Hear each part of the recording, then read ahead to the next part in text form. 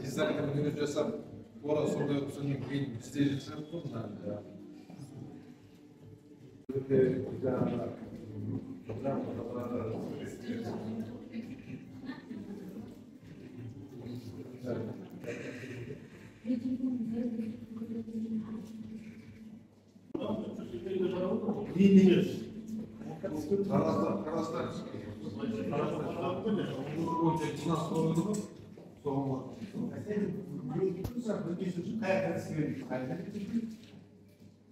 Gelinize oturmamız.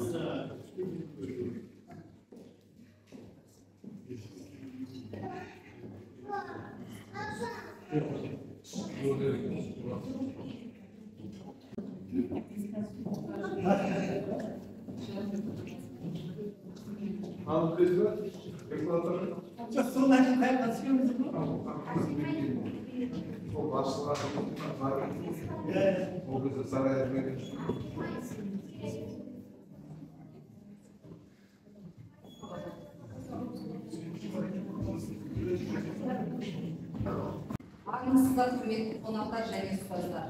Ұстаз мәртебесінің артуы ең алдымен ұстаз деген ол есімге қаншалықты лайық болуына байланысты. Бүгінгі жаңа дәуірдің жаңарған елдің мұғаліміне қойылатын талаптың жүгі ауыр. Олар білімдар да білікті, өз ісінің майталман шебер болуымен қатар жеке басының мәдениеті, парасаттылығы, адамгершілік тұлғасы тұрғысында шәкіртке үлгі болып биіктен көрінуі шарт.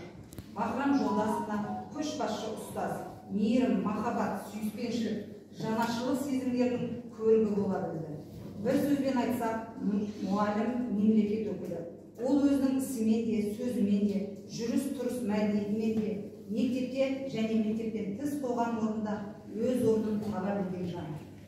Балғындарға баянды, сырын төккен ұстасын, шәкіртіңе аяулы, нұрын төккен ұстасын дей келе, бүгінгі кешіміз мектебіміздің басшысы болған Бахрам Жолдасовна арналады. Бір үзік сыр деймін. Құрметті әріптестер, Бахрам Жолдасовна 19-26 жасқа келген. Арамызда өткен